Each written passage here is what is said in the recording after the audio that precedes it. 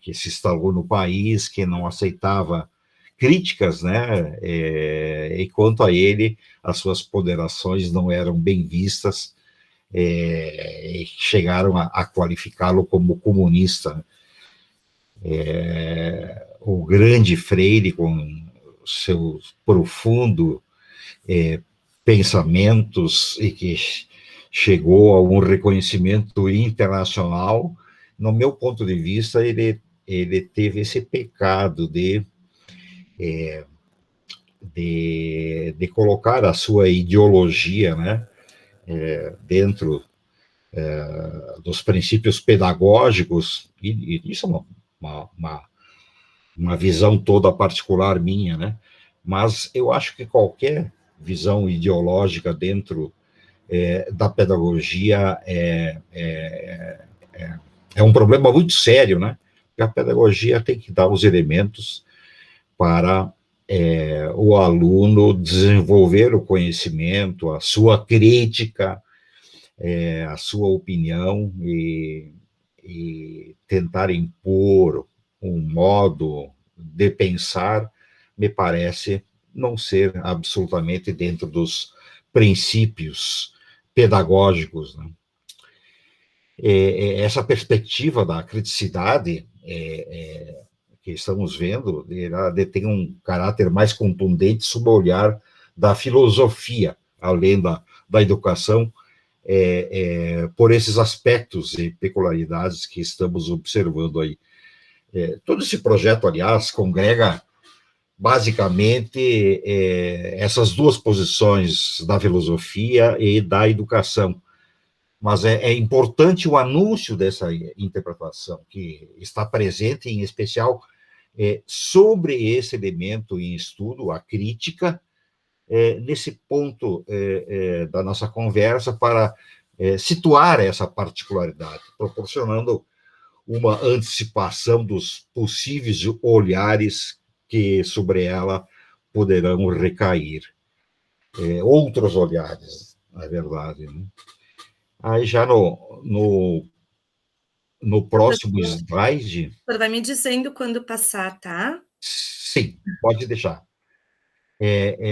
Nós temos aí Guilhermite, que cita uma passagem em que, sob a inspiração do iluminismo, traçou o fato de duas necessidades conjuntas, uma de caráter lógico, o outro de caráter prático. Diz ele, não se deve ver nem arrogância, nem ceticismo nessa afirmação de duas necessidades conjuntas.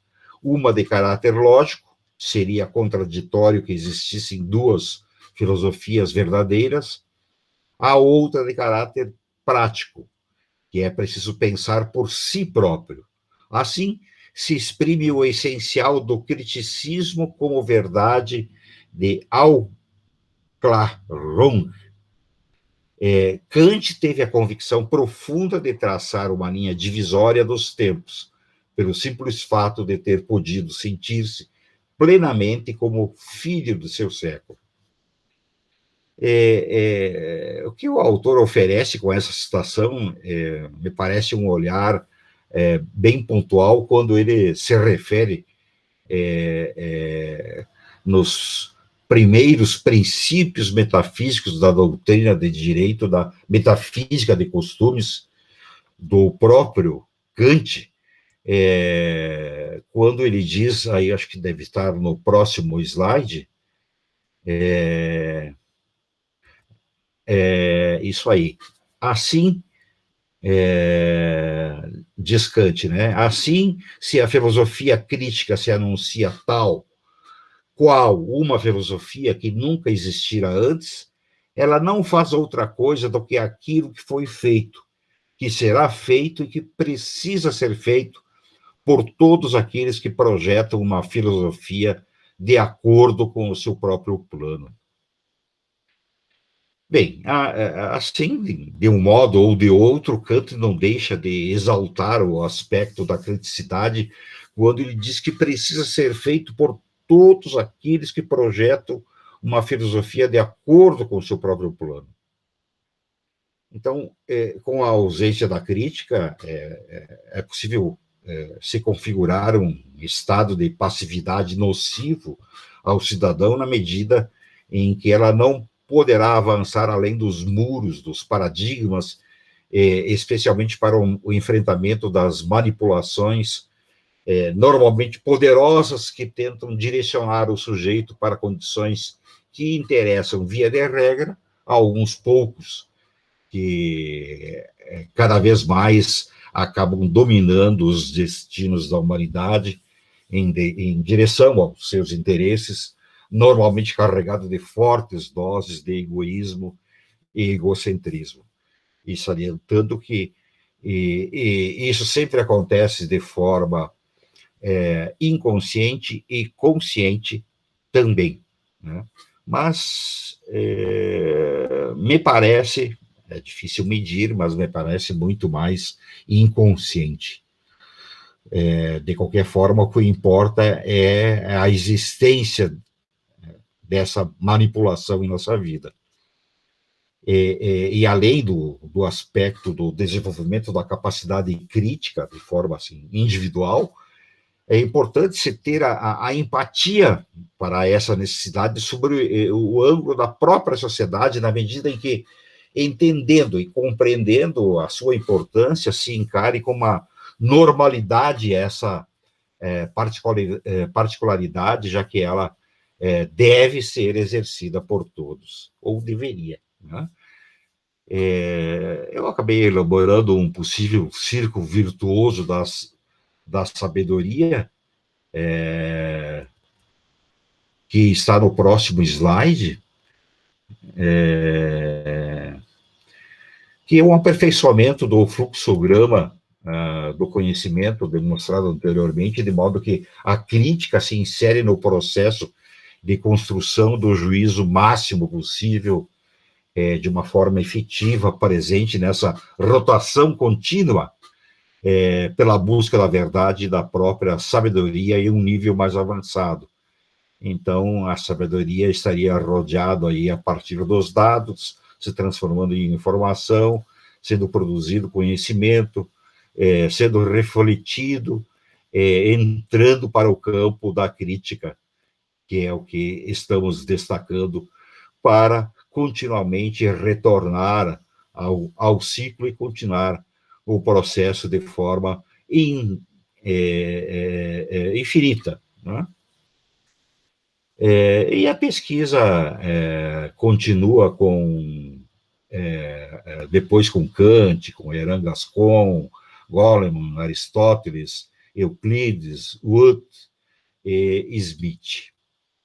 E aí nós vamos para o slide seguinte, já entrando então no outro elemento, que é o espírito investigativo, já apresentando aí no próximo slide aí uma citação de Werner Heisenberg, quando ele diz que o que observamos não é a natureza, mas a natureza exposta ao nosso método de questionamento.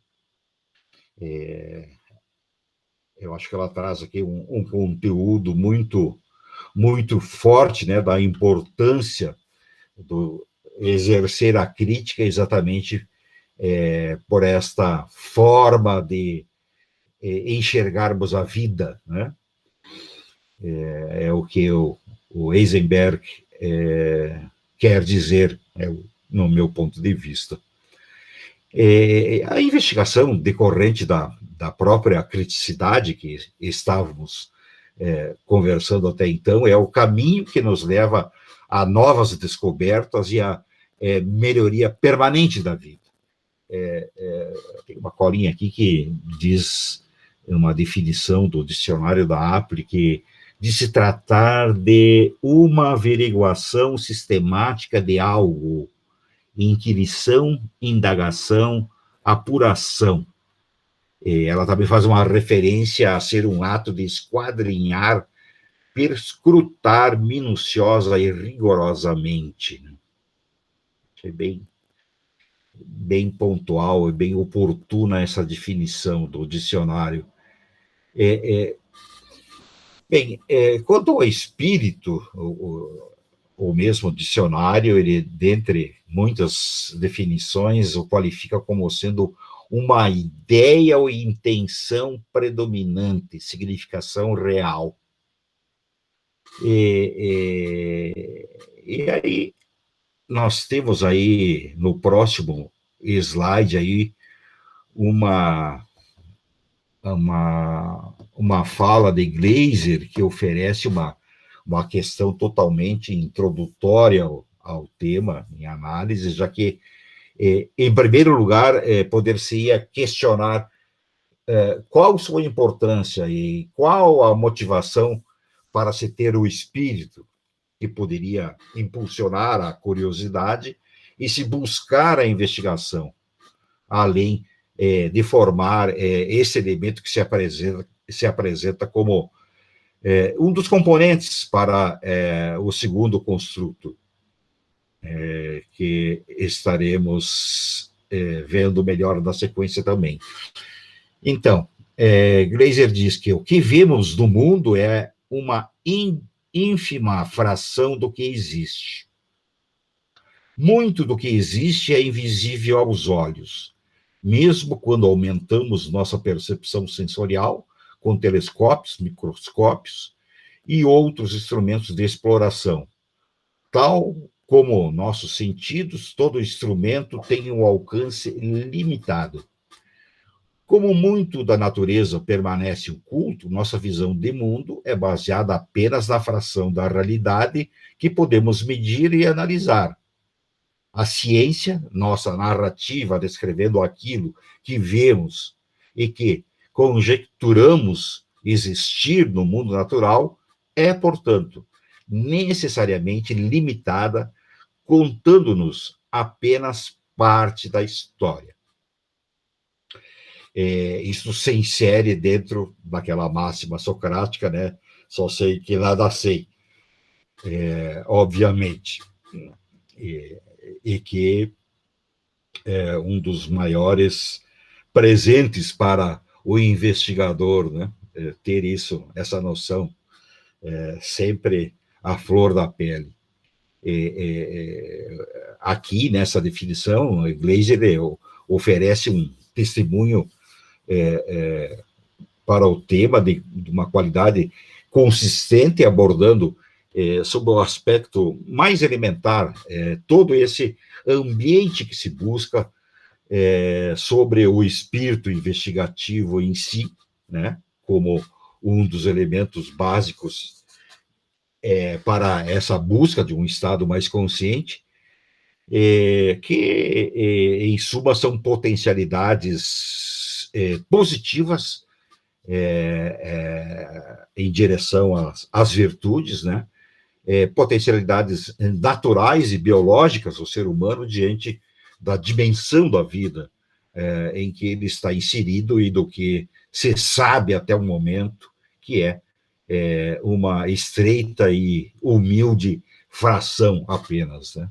O fato é que a vida é repleta de mistérios e a maior parte do tempo de proporções, diria, inimagináveis, dada a sua amplitude.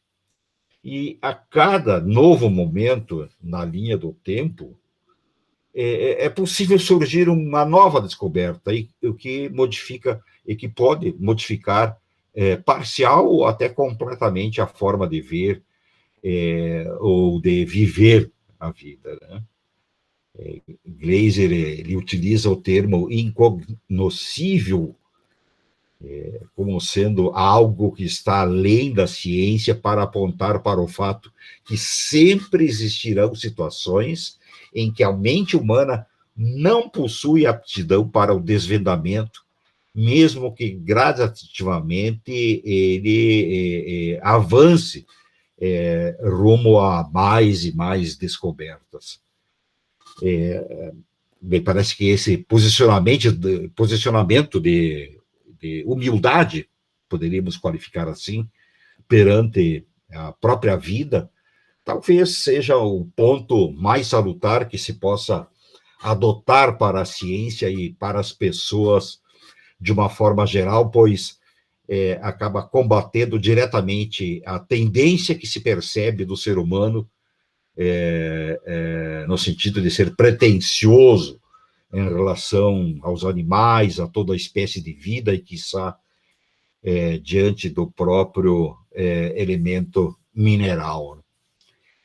Parece que só mesmo a condição, como eu sempre digo, de primitiva, né, a qual se está submetido, que estamos submetidos, para explicar essa postura equivocada, primária, né, porque me parece que carece de fundamentos consistentes, especialmente quando se lança um olhar para o todo, considerando-se todas essas questões.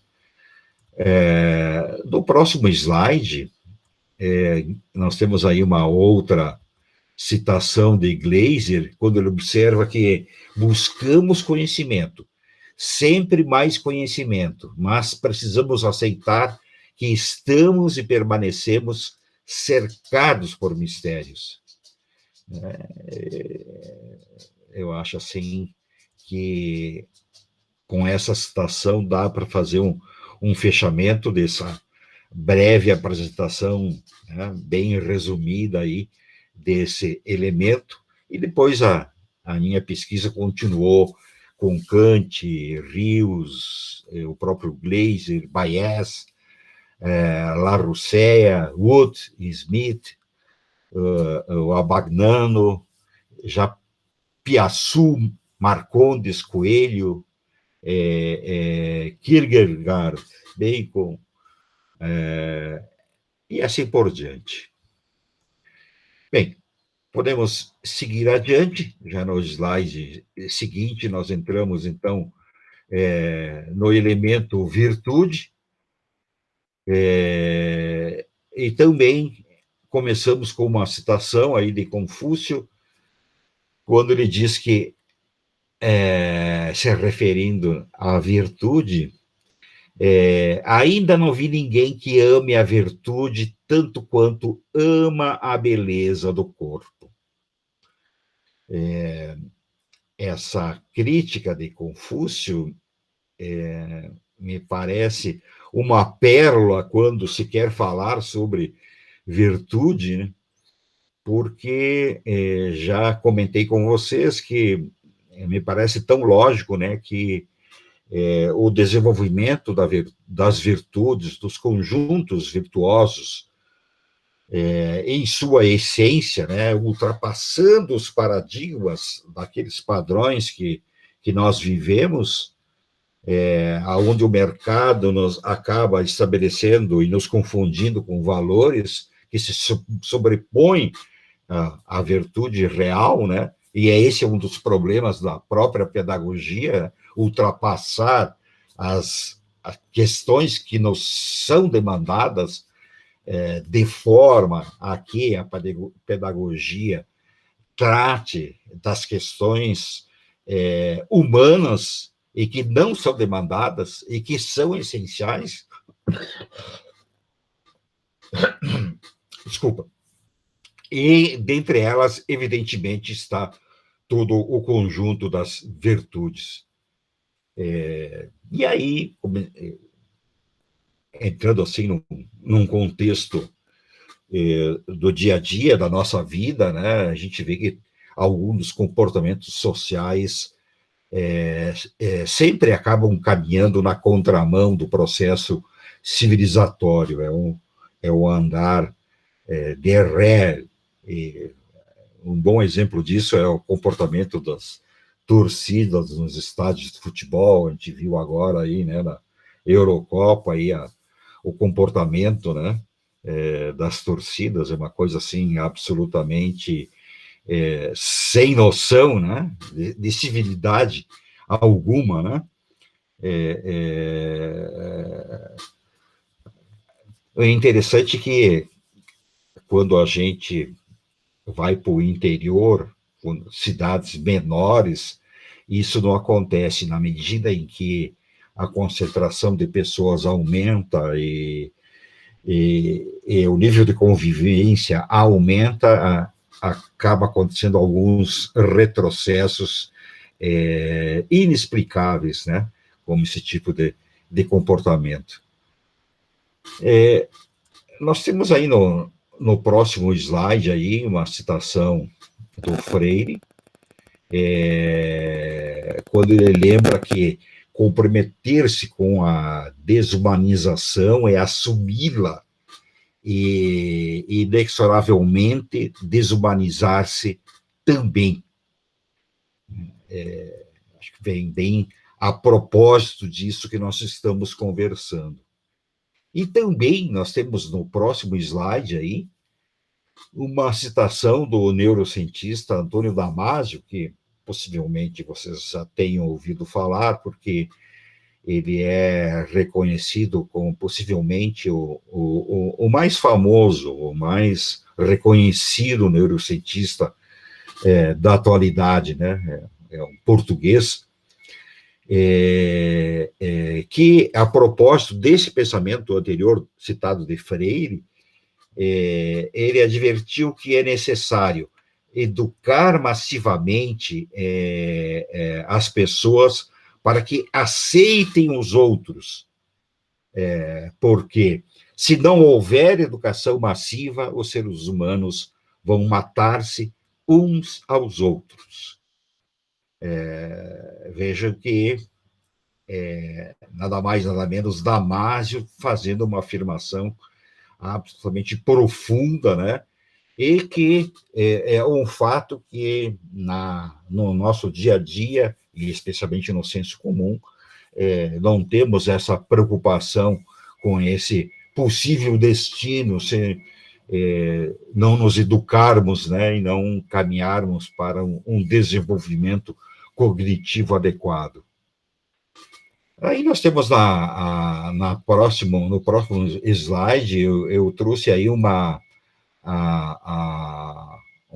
imagem gráfica aí, uma adaptação que eu fiz aí com base em Novaes, que ele descreve as virtudes cardeais. Me parece bastante interessante. Então, ele classifica as virtudes cardeais em sabedoria, liberdade, justiça, coragem e amizade. É muito interessante, né? Quem quiser aprofundar sobre o conceito de cada uma delas vai ver assim a lógica que Novaes traz quando ele faz essa classificação. Platão, por sua vez, ele fez uma divisão da alma em 3 elementos, sendo que o lado racional, podemos até já passar para o próximo slide, enquanto eu já converso sobre ele, o lado racional se localiza na altura da cabeça, em que sua finalidade é controlar os 2 outros lados, e por meio dele se adquire tanto a sabedoria como a prudência. O lado irascível que ele cita se situa no coração e tem como objetivo procurar a prevalência dos sentimentos e da impetuosidade que acaba produzindo a coragem. E quanto ao lado concupiscente, como ele cita, posiciona-se no baixo ventre com o objetivo de corresponder aos desejos e apetites sexuais, sendo que com ele se alcança a moderação ou a temperança. Essa sua tripartição, melhor dizendo, de Platão, está denominada nessa figura, né? Situando aí dentro do corpo humano o racional, irascível e a apetitiva. E, enfim, eu tenho que ser rápido aqui, né, para nós dar tempos de concluirmos hoje, até para dar algum espaço também para vocês falar, mas a pesquisa sobre esse elemento seguiu com Schopenhauer, grande Schopenhauer, né, São Tomás de Aquino, Merlin, Aldi, Magnano, Rousseau, Kant, Barbosa, Maquiavel, Arruda, Whittaker, Ramos, Aristóteles, Adorno, Horkheimer, Nietzsche, Silva, Rose, Hegel, Foucault, Smith, Novaes, Reis, Leves, Harry, Leves, Buber, Galimberti, Way, Leloup, Crema e Arendt. Como vocês podem ver, foi uma ampla pesquisa aí envolvendo grandes nomes aí da nossa história aí que se reportaram ao tema. Partindo já para o outro elemento, a espiritualidade,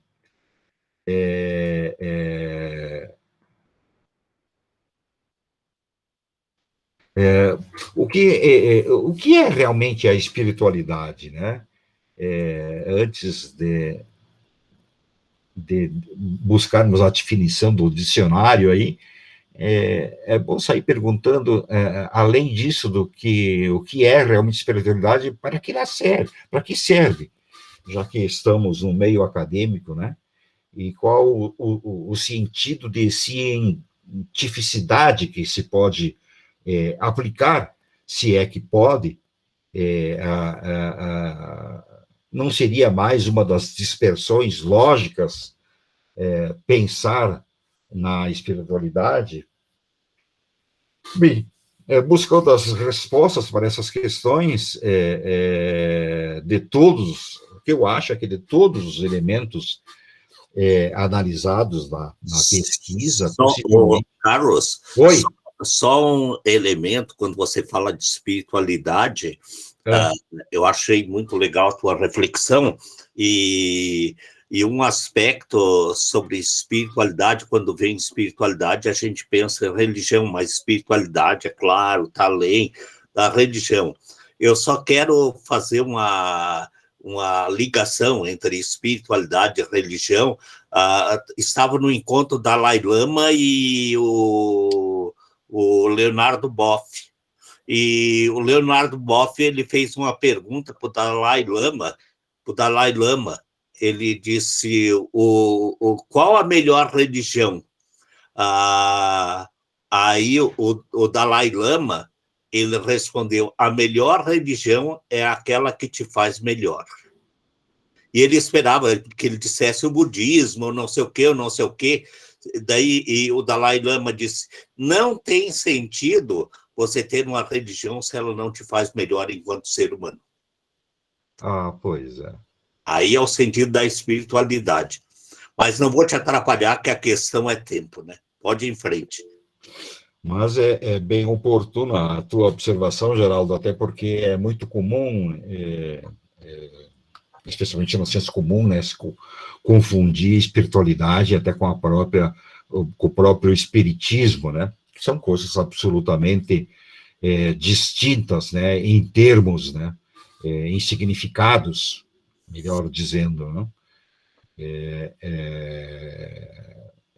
E aí é que se faz essa confusão com a religião, né? É um dos aspectos que se leva a essa confusão a que você muito bem lembrou, Geraldo.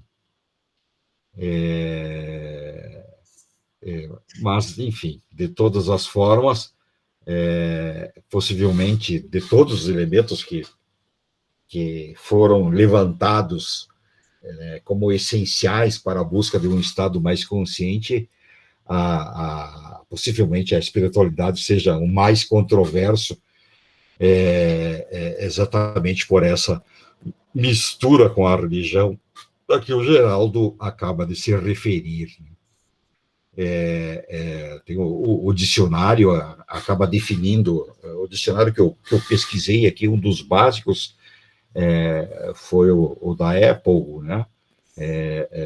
Que eu tinha no computador lá em Madrid, era o de mais fácil acesso, Então, eu utilizei muito ele, e ele é bastante prático, eu gostei muito de utilizá-lo, e ele traz como uma definição aí, como sendo uma característica ou qualidade do que tem ou revela intensa atividade religiosa ou mística, religiosidade e misticismo.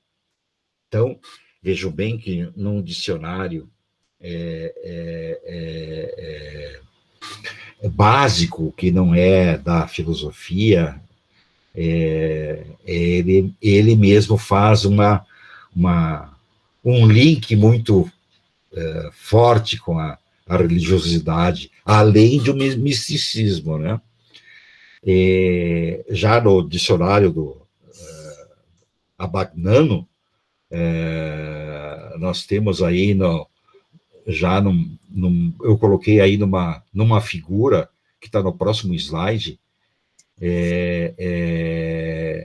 ele define a alma como sendo o princípio da vida, da sensibilidade, das atividades espirituais, como quem quer que sejam entendidas e classificadas, enquanto acaba constituindo uma entidade em si, uma substância.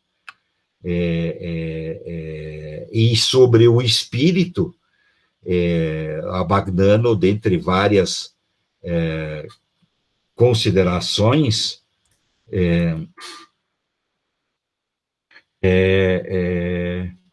ele distingue, basicamente, como está na figura aí, em 5 significados distintos. Seria o espírito como sendo uma alma racional ou intelecto, o pneuma ou sopro animador, seria substâncias incorpóreas, matéria sutil ou impalpável, e, por último, disposição ou atitude.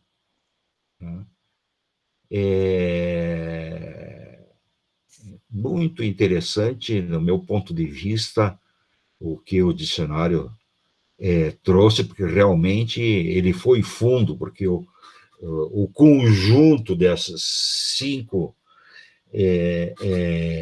elementos distintos que ele acabou produzindo, que seriam o conjunto deles, o que se denomina, o que nós conhecemos como espírito, né? Então, o autor explica que o termo espírito, que desses 5 significados, o único estritamente vinculado à problemática da filosofia moderna, no entanto, foi o primeiro, né? A alma racional ou intelecto, tendo sido Descartes que introduziu e acabou impondo este significado. Essa informação está no próprio dicionário do Abagnano. De qualquer forma, a minha pesquisa considerou importante trazer esses significados para dar uma noção ampliada dos seus conceitos, né? Lá você pode ter um aprofundamento sobre isso, né? E aonde se pode verificar que há uma tênue diferença entre os termos alma e espírito, mas que, na ampla maioria das vezes, eles podem ser considerados sinônimos, né? Sob os mais diversos aspectos, né? Aí nós temos no próximo slide, aí eu trago a nova história da criação, que eu acabei adaptando aí com base em Chopra e Molodinov, dizendo que a natureza ainda não comprova, do nada, é uma abertura para a espiritualidade. né? Eles acabam salientando que ela poderá ter vislumbres sobre o que existe além do espaço e tempo. E acabam fazendo um prognóstico de uma nova história da criação, então baseado na totalidade, na regularidade, na evolução, na criatividade e na consciência, que seriam uma nova dinâmica, né, que eles acabam proporcionando aí em cima desse contexto. Enfim, é uma pena que eu tenho que ser breve aí, né, mas a pesquisa seguiu aí com Aristóteles, Demócrito, Rawls, Bartoli, Descartes, Dalai Lama, Schopenhauer, novamente, Chopra, Mordunov, Stephen Hawking, Bergson, David Chalmers, com a sua teoria da consciência, Capra, Gray e Adorno. Bom, no próximo slide, nós vamos, então, para o último elemento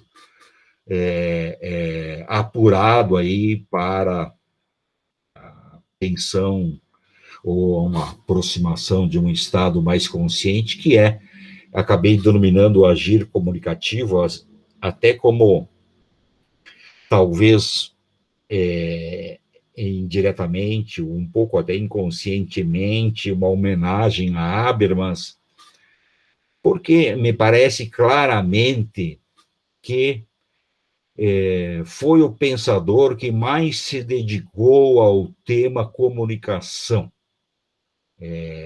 Pelo menos, de toda a minha pesquisa, não encontrei nada parecido.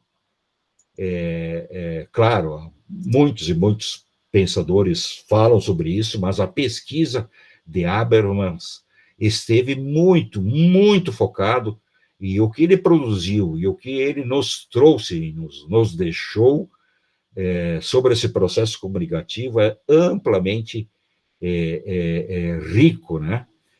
Sobretudo que envolve a comunicação entre os seres humanos.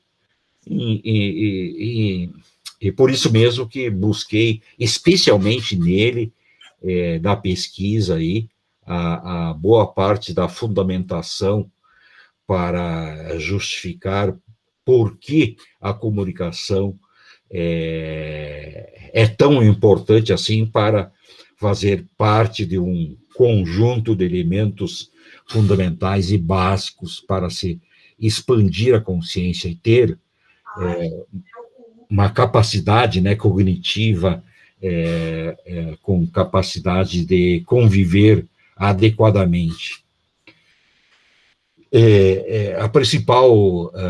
A questão principal, ela acaba partindo do ponto de análise básica do entendimento entre as pessoas, e que qualquer exercício prático sobre essa potencialidade da comunicação é testado quando se constata sua imensa dificuldade, tanto de expressão como de entendimento do que se ouviu ou se leu. O exercício mais conhecido, possivelmente vocês saibam, né, ou ao menos um deles é aquele que o professor coloca um certo número de seus alunos fora da sala de aula, fecha a porta, e depois ele conta uma história para qualquer um aluno, escolhe um aluno e conta uma história para ele, e pede para que ele repasse a história para outro aluno, mas para um daqueles que ficaram fora da sala de aula. Isto é, então, aqueles que estão fora da sala de aula não ouviram a narrativa, né, da história que o aluno recebeu do professor. Bem, então entra um dos alunos, ele ouve a história que é contada pelo colega. Esse aluno que ouviu irá contar para outro colega, que será chamado para a sala de aula, e assim sucessivamente.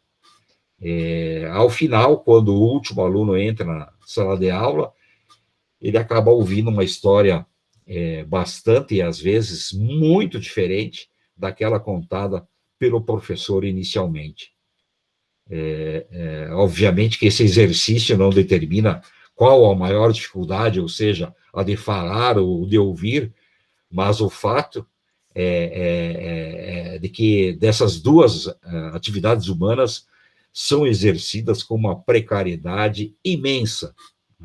É um dos nossos pontos falhos, fracos, digamos assim. E outro momento que a gente constata essa dificuldade, aí mais até de interpretação, né, está no exercício da própria interpretação de textos em que, invariavelmente, pelo que a gente vê hoje, nessa atualidade, aí, os resultados dessas interpretações não são nada satisfatórios quando não são terríveis, né? Embora, com todas essas deficiências, eu vejo que não há como não considerar a comunicação como um instrumento indispensável no relacionamento entre as pessoas, né? E a própria fala, nós também, eu volto e meia sempre faço o seguinte, né? Mas a própria fala, ela, às vezes, indevidamente, é colocada como uma vantagem do ser humano em relação aos demais seres vivos. E o que eu gosto de salientar é que não há elementos científicos que fundamentam essa afirmação, pois nós não entendemos, não conhecemos praticamente nada sobre a comunicação dos demais seres vivos, a ponto de, filosoficamente, ser absolutamente pertinente se questionar quem poderia ter a melhor forma de comunicação entre todos os seres vivos, diferentemente de se colocar a fala como uma vantagem, né, algo a mais.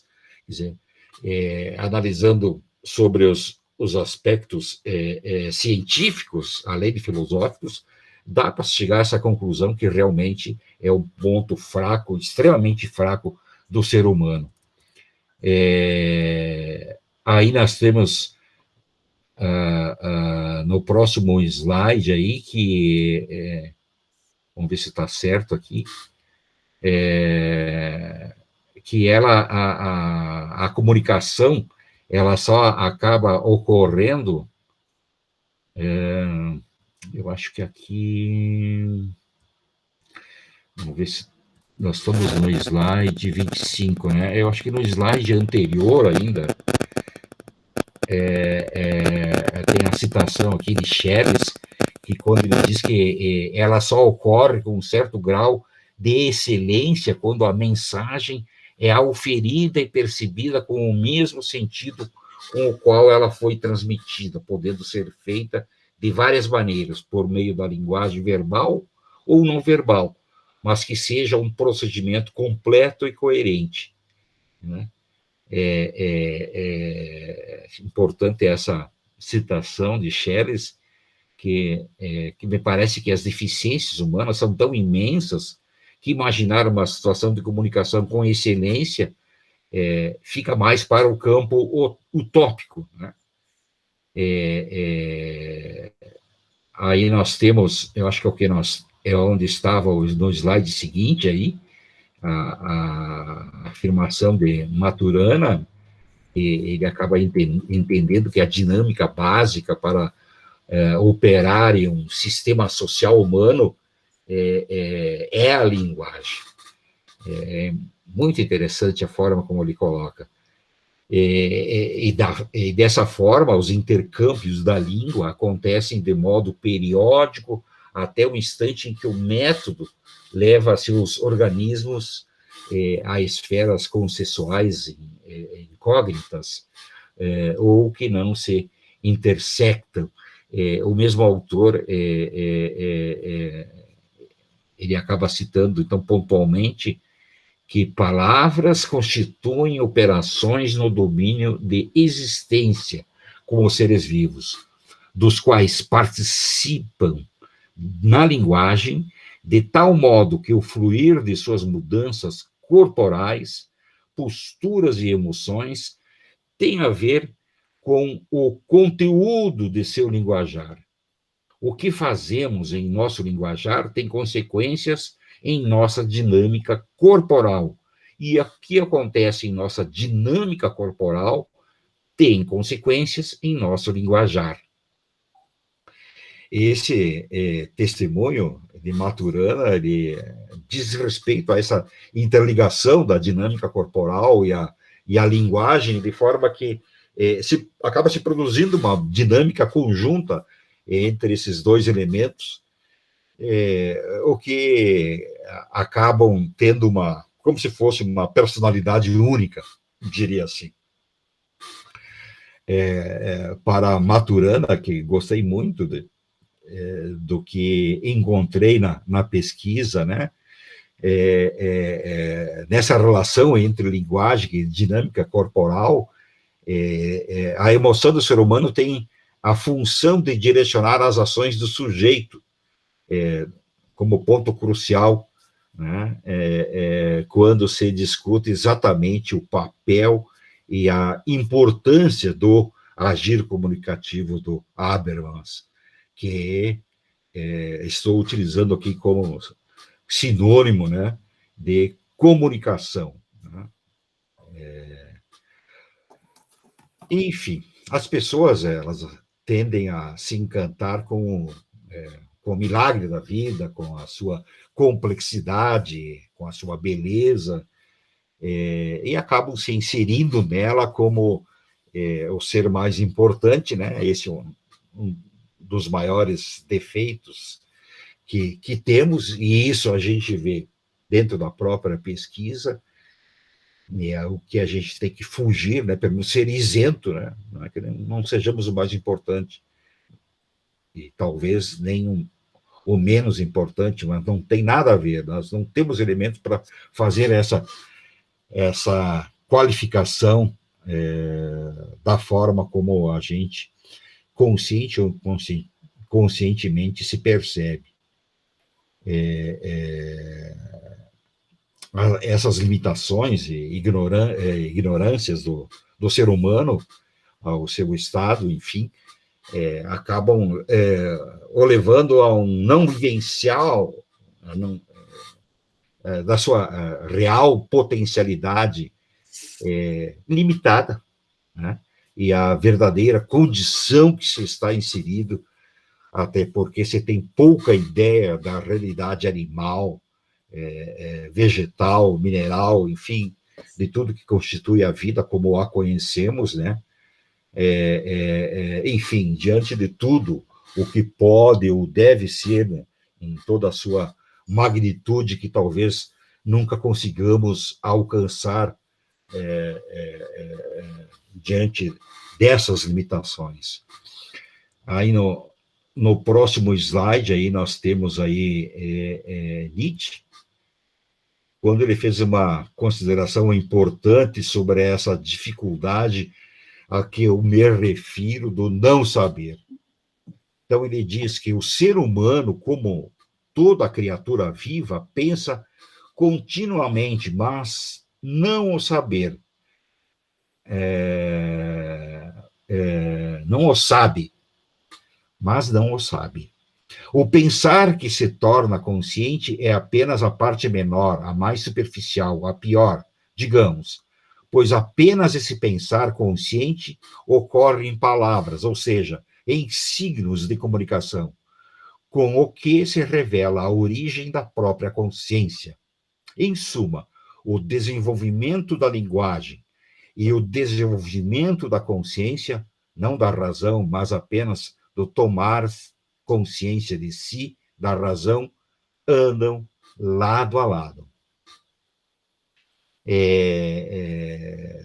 Achei bastante oportuna e pertinente essa citação de Nietzsche.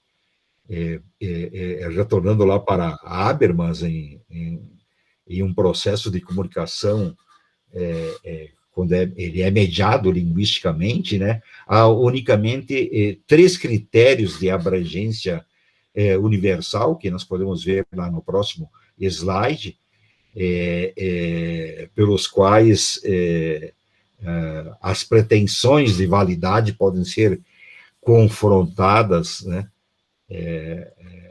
dentro dessa imagem, então, que seriam os critérios da abrangência universal, então, pelos quais as pretensões de validade podem ser confrontadas. Então, seria a veracidade da afirmação, e essa pretensão refere-se a um mundo objetivo, entendido como a totalidade dos fatos cuja existência pode ser verificada. O outro critério seria a correção normativa, onde essa pretensão refere-se ao mundo social dos atores, entendido como a totalidade das relações interpessoais que são legitimamente reguladas, e a autenticidade e sinceridade, que é a pretensão que se refere a um mundo subjetivo, entendido como a totalidade das experiências do locutor, às quais, em cada situação, apenas ele tem acesso privilegiado. Acho que a Habermas colocou de uma forma bastante prática, fazendo esta divisão nesses critérios que ele colocou. Bem,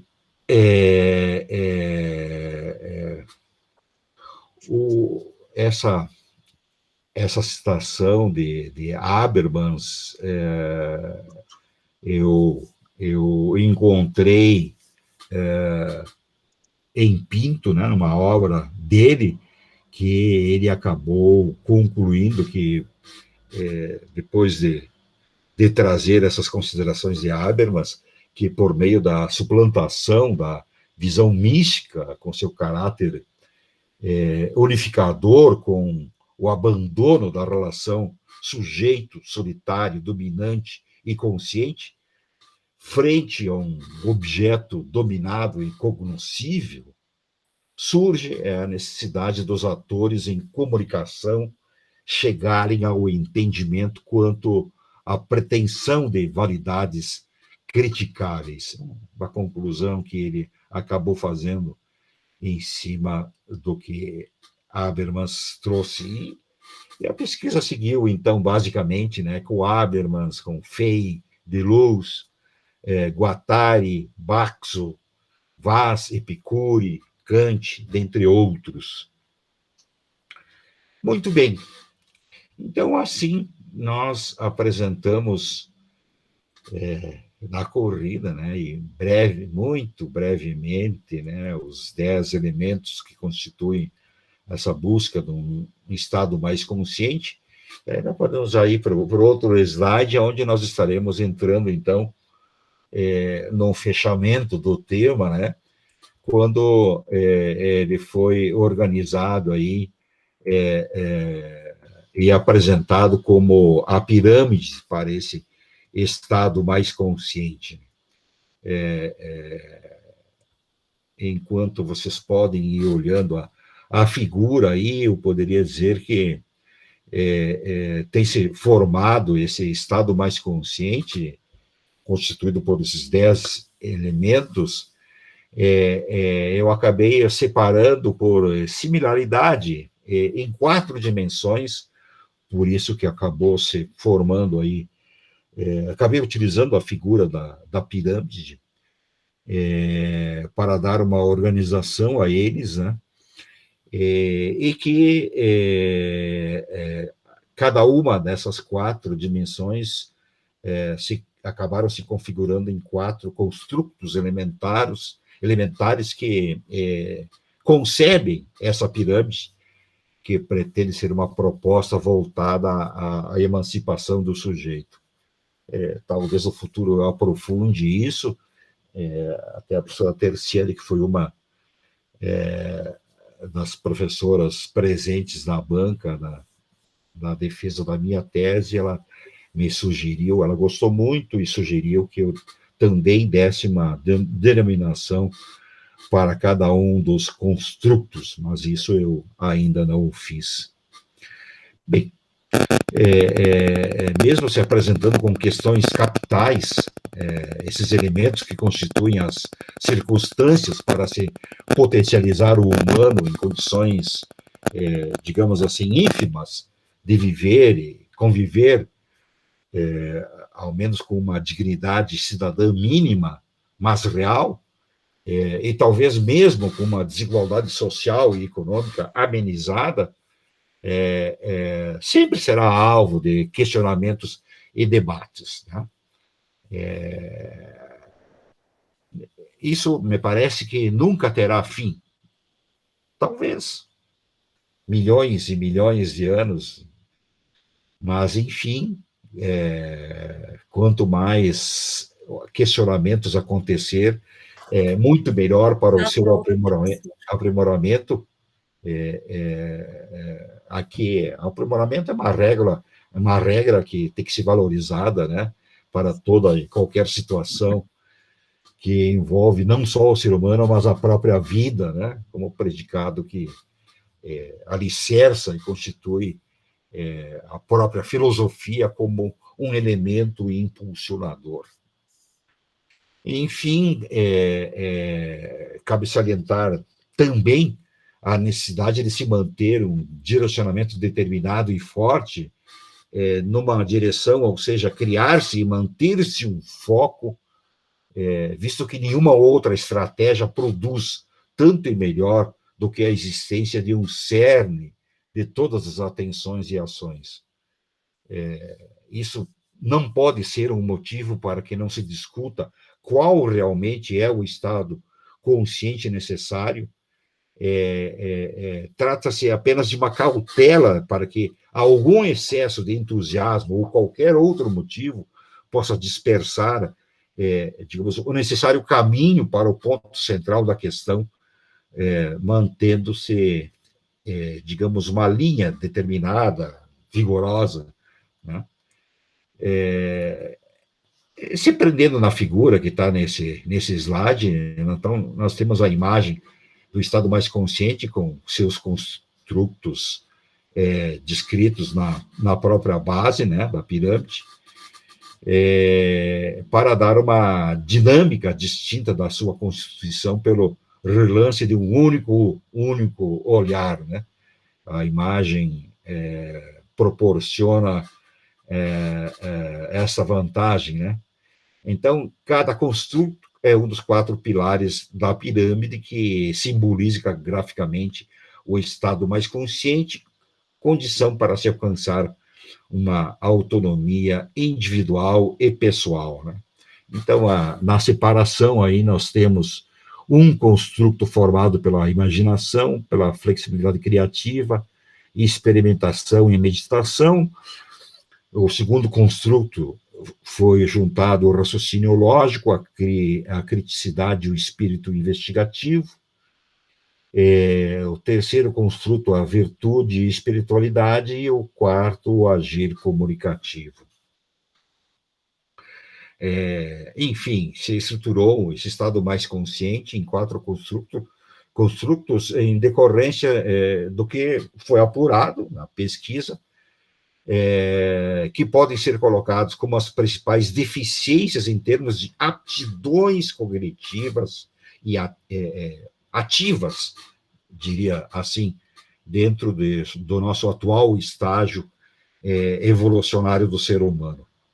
E, com base nesses pontos frágeis, se buscou as alternativas para reverter esse quadro, e assim, juntando-se cada uma delas em características e alicerces similares, foi como se chegou a esses 4 construtos daquilo que forneceria as competências elementares para potencializar positivamente o ser humano para um desenvolvimento mais acurado, mas, sobretudo, para lhe dar a sustentação necessária para uma vida de qualidade, com cidadania mais próxima possível de uma possível também plenitude. O que se projetou em cada construto, em cada um dos 4 pilares de um Estado mais consciente, é que se tivesse os elementos mínimos para se alcançar essa independência cognitiva e desenvolver habilidades e competências para viver e conviver. Deve-se destacar que há outros elementos, obviamente, que, se agregados ao estado mais consciente, podem determinar ou fazer uma diferença significativa em nossa vida, né? Como, por exemplo, características de liderança, de visão sistêmica dos processos, da vida, multilíngua, entre outras, as quais, geralmente provocadas pelo fator da dificuldade, que é das dinâmicas da vida, né, que surgem lá desde a infância, dentre outras tantas, acabam provocando, né, um desenvolvimento e acabam destacando uma energia diferenciada, forte, dinâmica, e que se transforma naquilo que se conhece mais comumente por determinação. Enfim, há inúmeros outros elementos que são fundamentais, né? Essa da determinação, por exemplo, é uma característica que eu vejo muito comum em todas as pessoas de sucesso, né? Em qualquer campo da atividade humana. Porém, aí poderia se questionar, né? Mas, tá, por que elas não têm mais, porque são só apenas aquelas 10? O que eu quero dizer é que não são apenas aquelas 10. O que eu identifiquei são aquelas 10 como as mais fundamentais, né? O que se pesquisou foi a busca daqueles elementos primordiais que forneceriam as condições mínimas necessárias para se determinar o que se está denominado de estado mais consciente, a fim de que as pessoas tenham efetivamente os requisitos, as condições para enfrentar a mínima, sem serem manipuladas. Um pouco utópico dizer isso, né? Então, poderíamos dizer, sendo muito menos ou menos manipuladas, podendo alcançar um grau razoável de autonomia a ponto de se reduzir as desigualdades, quer seja econômicas, quer seja sociais. Aliás, eu não encontrei nenhum trabalho em minhas pesquisas, isso não significa que não exista, mas, até para não encontrar, tenho lá minhas dúvidas, né, da sua existência, mas considerando-se que a desigualdade é um dos nossos maiores problemas, e é um dos problemas que nasceu junto com o próprio ser humano, né? Está lá nos primórdios da humanidade, está lá presente a desigualdade, e ela continua até os dias atuais, né? Em alguns aspectos crescendo, inclusive, né? Mas buscar, então, isso que eu quero dizer, que buscar fazer uma pesquisa para se diminuir as desigualdades a partir do ser humano, não vi nenhum trabalho, nenhuma pesquisa desenvolvida sobre essa ótica, né? E não que as outras não sejam importantes, como, por exemplo, a atuação do Estado, né? A gente sabe que o capitalismo, um dos maiores problemas dele é a concentração de renda, e cabe aos governos a sua redistribuição adequada. Às vezes, os governos são tão incompetentes que acabam, em vez de redistribuir, concentrando mais ainda, né? Enfim, há várias situações. As outras questões que hoje já começam a se debater muito, né? Em todo o planeta, a questão da renda mínima, né? Que os estados deveriam proporcionar para dar essa condição mínima de desigualdade e tudo mais, né? De dignidade, né? Amenizando a desigualdade. Enfim, mas trabalhar sobre o aspecto de diminuir a desigualdade através do próprio ser humano, não vi nenhum. Então, sobre esse aspecto, também a pesquisa parece ser inédita, né? Aí nós temos no próximo slide uma citação de Galeano, que diz que nossa derrota esteve sempre implícita na vitória dos outros. A riqueza do homem sempre gerou a sua pobreza por nutrir a prosperidade alheia, os impérios e seus bilíngues nativos. E se reportando ainda sobre isso, elabora sua sentença final ao afirmar que na alquimia colonial e neocolonial, o ouro se transfigura em sucata, em alimentos, em veneno. Eu vejo assim que essa citação de Galeano é uma legítima visão da metrópole a partir da colônia, a partir desse ponto, quando eu busquei partir para os conceitos, né, de cada construto sobre os ditames da metodologia que foi utilizada, que foi da hermenêutica reconstrutiva, que é uma inspiração para construir uma sentença sobre o que se concebe efetivamente e categoricamente como um estado mais consciente. E assim, a pesquisa tendo se utilizado dessa metodologia da hermenêutica reconstrutiva, a pedagogia radical e inclusiva, lá do início, a âncora do trabalho, da mesma forma, em relação aos elementos que constituem o que aqui se está denominando de estado mais consciente, foram reelaboradas dentro da própria pesquisa.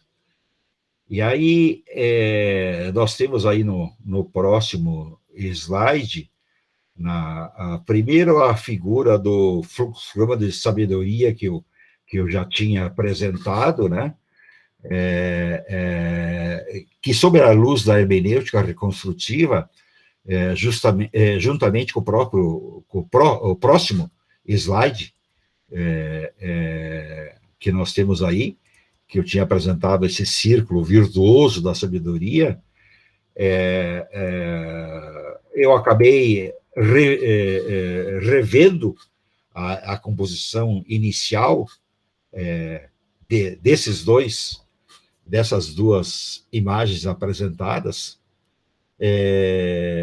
elaboradas na fase inicial da pesquisa, que se buscava, em termos de um fluxograma do conhecimento, como de um círculo virtuoso da sabedoria, algum entendimento sobre a busca, o que seria necessário para a constituição desse estado mais consciente, com a pedagogia radical e inclusiva, à luz dessas conclusões, com a evolução da pesquisa, eu acabei aprimorando, e aí nós temos no próximo slide,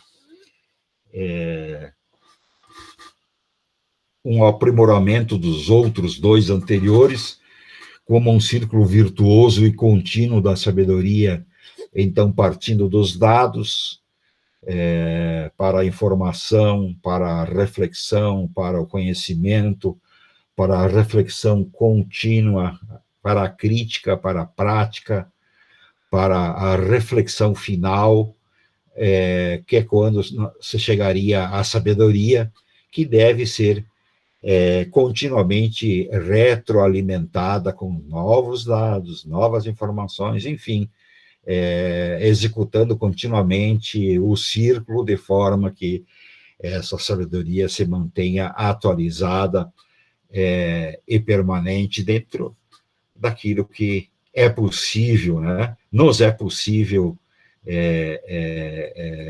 evoluir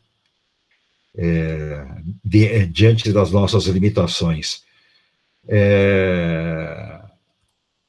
Eu quero ir para os finalmente aí, nós temos aí na outra imagem aí uma definição do estado mais consciente, aí de uma forma mais pronta e acabada, né? Não temos tempo para maiores aprofundamentos nesse momento, mas só trazendo aí, enfim, a síntese dessa pirâmide do estado mais consciente. Se não me engano, está no próximo slide aí a definição a que eu cheguei do que seria um estado mais consciente, né? Que seria tratar-se de um conjunto de elementos básicos, virtuosos e eminentemente inclusivos, que pretende oferecer as condições imprescindíveis para a emancipação do sujeito e para o descondicionamento. Está disposto em 4 construtos, alinhados por similaridade de faculdade em cada um deles e separados por elementos distintos, combinando em uma pirâmide denodada, intrépida e libertadora. Para a sua constituição, se recomenda a utilização da pedagogia radical e inclusiva. Bem, partindo para as conclusões, até para deixar algum espaço para vocês, né? Senão só eu terei falado aqui, mas os novos estudos nessa direção podem se apropriar dessa pesquisa como um dos pontos de partida, ou como apoio teórico, ou ainda refutarem ou melhorarem o seu significado. Obviamente, o essencial, o que eu penso, o espírito dessa continuidade, se incluir 2 questões. Por um lado, que o assunto sobre essa investigação, ele é amplo e complexo, né?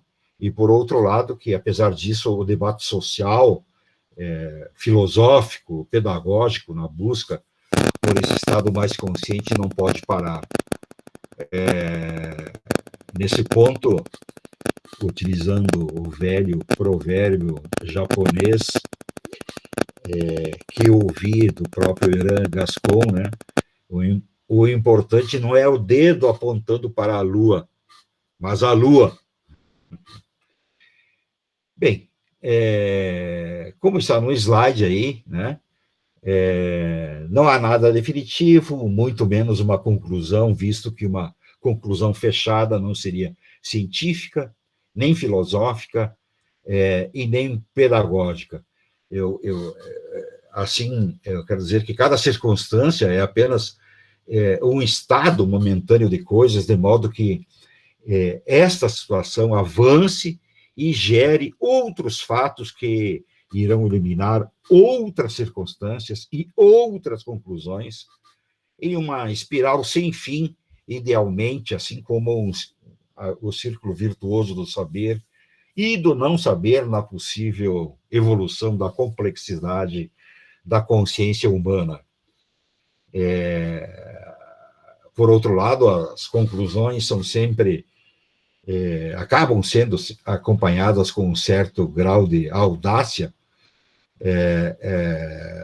Neste caso, elas foram sistematizadas após uma investigação minuciosa, ao menos isso, né, e tendo meditado e analisado todos os fundamentos através do que a metodologia da hermenêutica reconstrutiva delineia, né? Portanto, aqui essa ousadia é precedida por todo esse cenário, ao menos esses esses critérios foram mantidos. Aí no próximo slide aí, eu tenho aí uma citação do Eran Gascon, quando ele diz que o caminho mais eficaz para o verdadeiro desenvolvimento não acontece pelo conhecimento, mas por meio do autoconhecimento, que é uma fase avançada naquele processo de formação que a gente viu, né? A pedagogia radical inclusiva, ela acaba convidando a elevar a necessidade de desenvolver a consciência humana a partir da educação em termos de cognição, atitude e autoconhecimento, para acabar contribuindo modestamente para traçar e aplicar um novo caminho, talvez revolucionário para o ser humano, né? Cuja participação, no entanto, todos os homens bons e mais conscientes sentem-se chamados, ou sintam-se chamados e convidados a construir uma cidadania mais humana e lícita, e lúcida, né? Nós temos aí no próximo slide, fiz questão de colocar numa apresentação, uma conclusão minha aí de que essa pesquisa foi uma humilde tentativa aí de contribuir para apontar diferentes possibilidades e caminhos para aqueles que foram seguidos até agora. A ideia ou foi apenas oferecer referências para gerar processos formativos apropriados, que alcancem e normalizem temas radicais e inclusivos, e a busca explícita por um estado pessoal e coletivo mais consciente, ou seja, uma cidadania plena.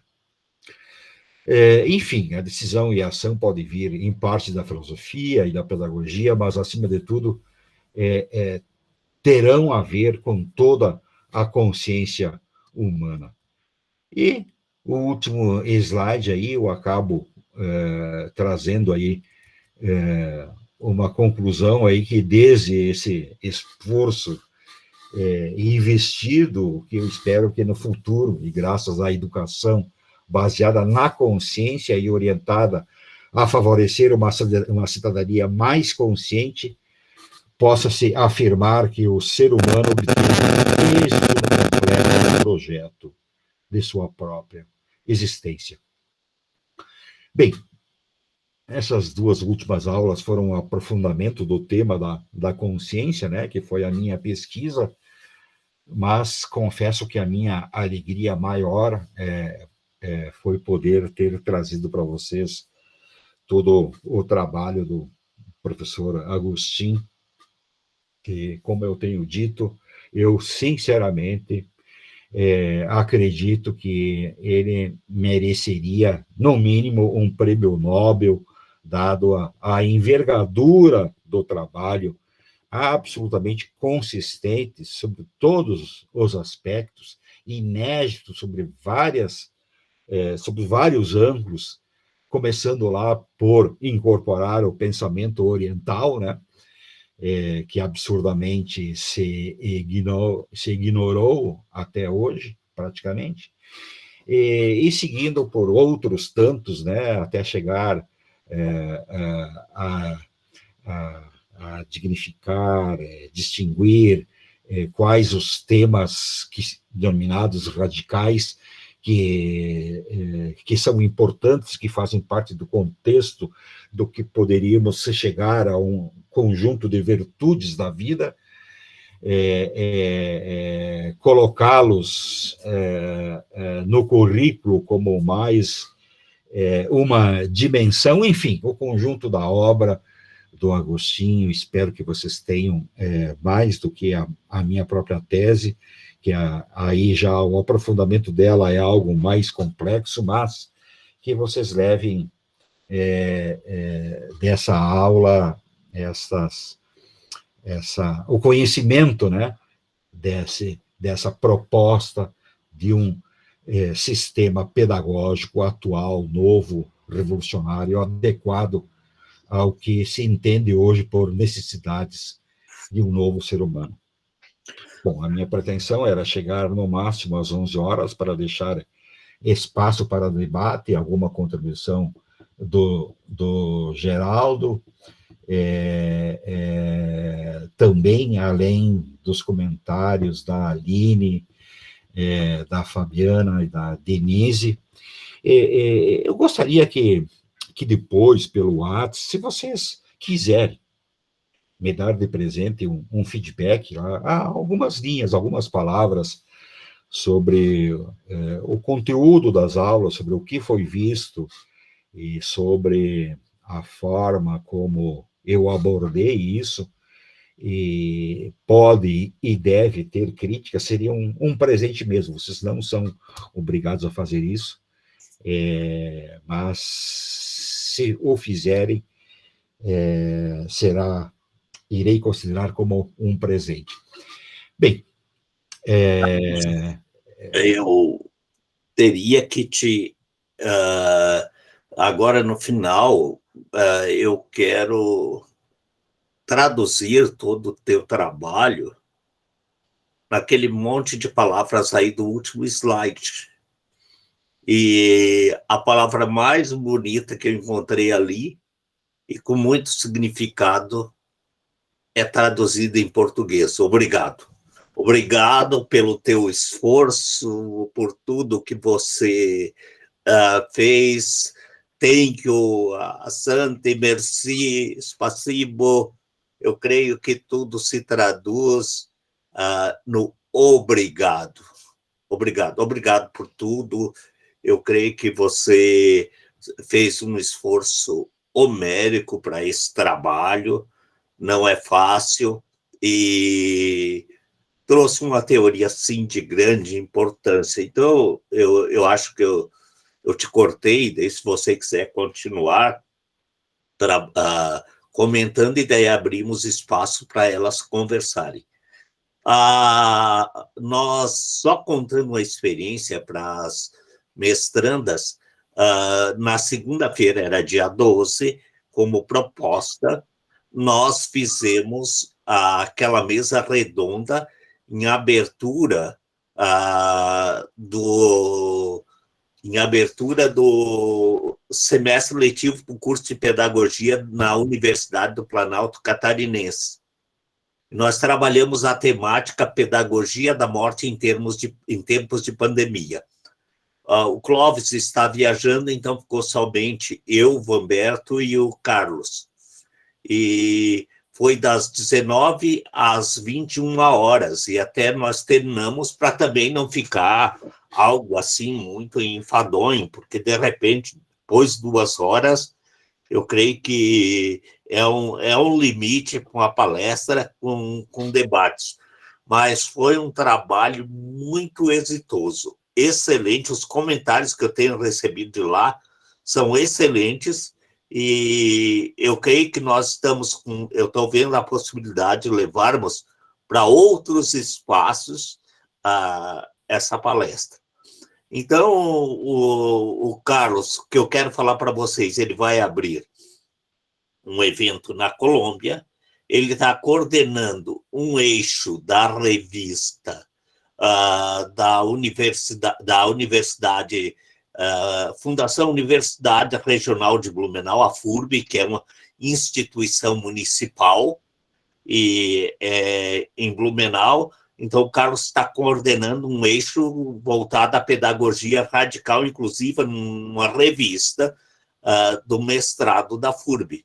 Então, aos poucos, a pedagogia radical inclusiva vai se disseminando positivamente, vai sendo lançada semente à terra. E eu não agradeço somente ao Carlos, agradeço a vocês, que a disciplina ela ficou num horário muito difícil, horário matutino, e é difícil conciliarmos esses tempos. Então, se o Carlos tem algo a mais, a complementar da palestra ou da disciplina, e daí nós abrimos para um comentário, uma avaliação de vocês. Não, acho que a gente pode abrir. Eu só queria destacar que naquela live de segunda-feira lá, onde o Vanberto, na minha opinião, o Vanberto e o Geraldo foram muito felizes no abordar a pedagogia da morte. Nós tínhamos lá no momento lá que eu vi, tinha mais de 100. Uma sala, né? Eram duas salas. Duas salas. Nós tínhamos acesso somente a uma sala e daí era transmitido para outra sala. Ah, mais essa ainda. Pois é. Acho que mais de 150 pessoas. Puxa vida. Pois é. Então foi muito bom mesmo aí. Enfim, se vocês quiserem fazer alguma consideração, eu adoraria. Se nós fomos bem, eu e o Humberto, o Carlos foi a cereja do bolo. Foi excelente. Agora somos ouvidos de vocês.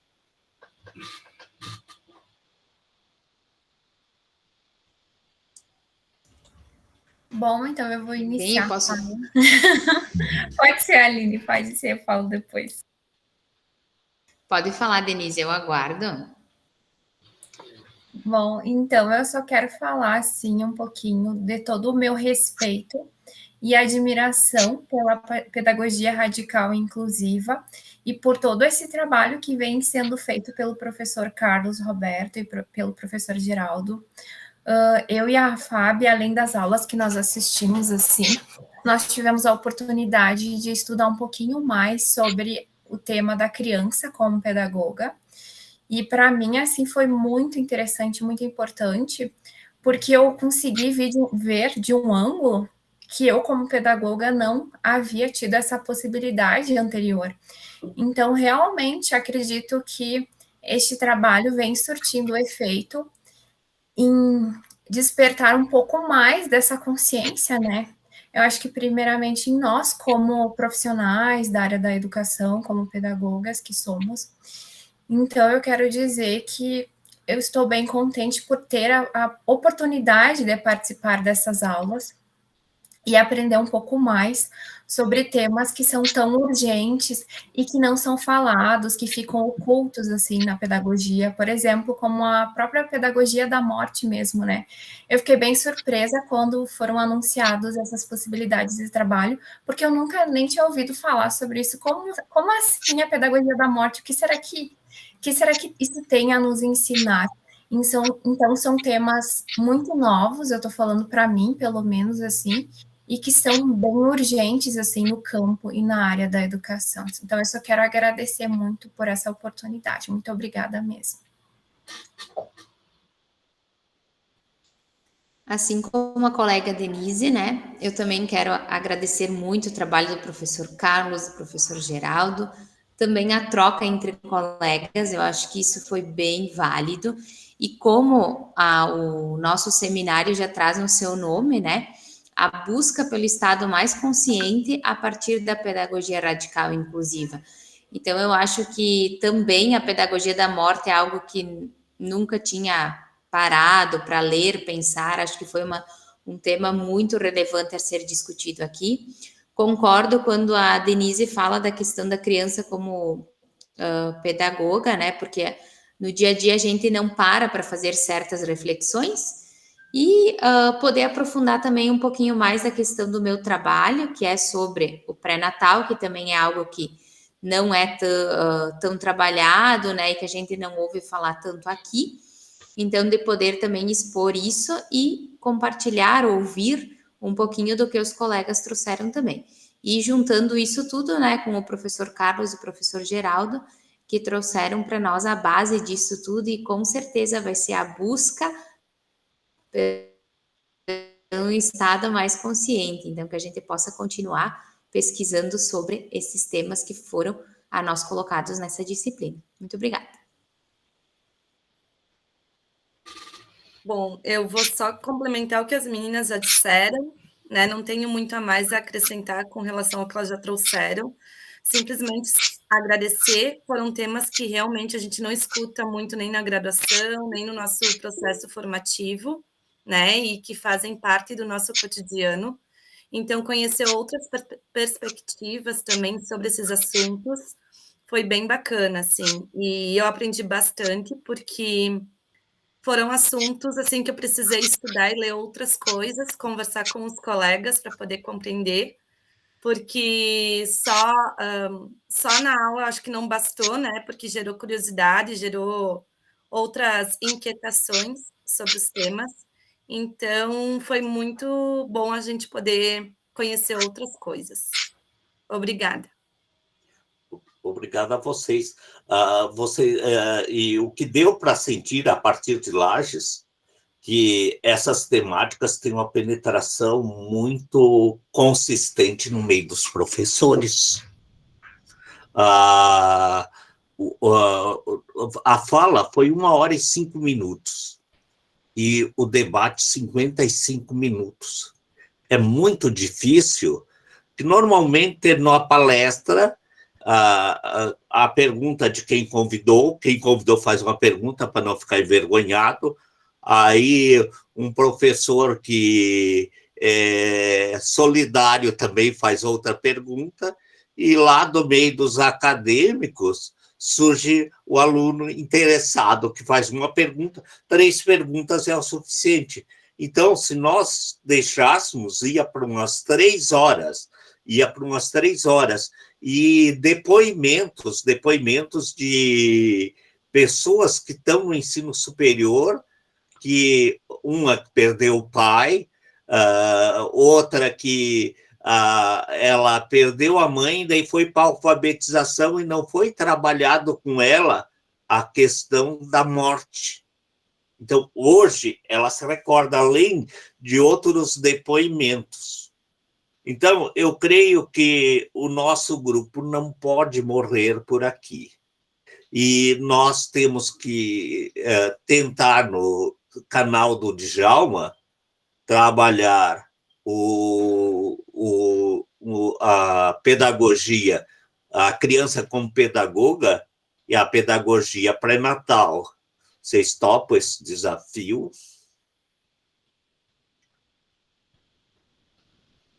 A gente precisa fazer o cartaz de divulgação, né, Denise? Sim, vamos fazer. Eu acho que um trabalho, por exemplo, como o da Aline, né, além da criança como pedagoga que eu falei, é um trabalho que merece realmente ser divulgado, porque a gente também não conhece muito isso no meio acadêmico, e é um tema bem importante, bem relevante. Exatamente. Aline, eu acho que tu vai entrando em contato conosco para marcar uma data. Não sei se, Carlos, nós fazemos uma live no canal sobre pedagogia da morte. Pode ser, sim. Vamos combinar com o Vanberto, só que as nossas falas aí vão ter que ser uma faixa de 40 minutos e deixar 20 minutos para o debate. Temos que reduzir, então, né? Isso, reduzir, né? Numa live teria que ser reduzido. Não, tranquilo. Que é muito bom quando dá tempo para um debate. Eu acho que é bem tranquilo se a gente divide o tempo, né? Digamos que sejam 4 pessoas, dá 5 minutos para cada uma, eu acho que é bem tranquilo. Vamos dividido igualmente, né? Mas é claro que eu acho que o professor Carlos e o professor Geraldo, eles precisam ter mais tempo de fala. Não, nós 5 minutos cada um, e vocês dividem o tempo. Exato. Não, mas tranquilo, eu queria, nesse momento, também agradecer a paciência e a generosidade de vocês, da Fabiane, da Denise, da Aline, o próprio Clóvis, o Vanberto também, que não estão aqui, pela paciência de me ouvirem, né? Tolerarem, agradecer também ao professor Geraldo por ter abraçado a minha proposta da criação de uma disciplina e por ter conseguido a sua aprovação junto ao programa, e deixar registrado aqui meu agradecimento também à universidade, ao programa de pós-graduação em educação, em especial pela coragem, pela determinação de novos enfrentamentos, abraçando o sistema, a proposta desse sistema pedagógico da pedagogia radical e inclusiva como uma disciplina, tornando-a uma inovadora também sobre esse aspecto, né, a essas novas abordagens, e saindo do tradicional, né, do que a gente tem de forma corriqueira. Então, ficam registrados aqui meus agradecimentos a todos vocês aí, ao professor Geraldo e à Universidade de Caxias do Sul. Bom, nós temos que agradecer, e orientando é assim, depois que ele é orientando, não escapa mais. A gente fica achando trabalho, Então, agradecemos a vocês, boas férias, e eu acho que nós vamos entrar em contato com o Vanberto para ver se ele articula essa live. Ele faz a divulgação, né, o material de divulgação, e programamos uma data. Ele aprende com a FAB, ele entra em contato com a FAB dá todas as tintas, e daí nós marcamos uma data da live. Tá ok? E aguardamos a de vocês também. Professor, eu tenho uma pergunta para fazer. Eu conversei com o Vanberto ontem e a gente combinou que eu perguntaria se daria para estender um pouco mais o prazo do artigo para o final do mês de agosto. O final do mês de agosto é dia 30, né? Pode ser. Daí eu digo para ele assim, olha, Vanberto, o professor concordou desde que tu faça a tarefa aqui. Exatamente, vamos capitalizar a concessão.